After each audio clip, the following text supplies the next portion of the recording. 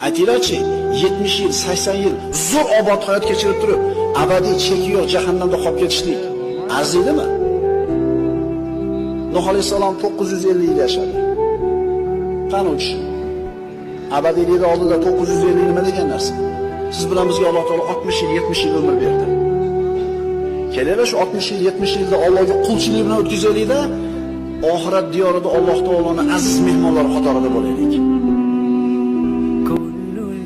Shuning uchun hukamolardan biri aytgandek, ey o'g'lim, oxiri jahannam bo'lgan rohatning nimasi rohat?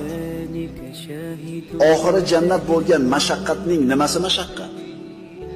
Modomiki agar siz bilan biz dunyoda yashab, oxiri jannat bo'lsa hayotimizning natijasi. Va dunyodagi mashaqqat qaysinisi mashaqqat bo'ladi? Va dunyoda zo'r yashasangiz oxiri jahannam bo'ladigan bo'lsa, bu rohatning nimasi rohat, birodarlar?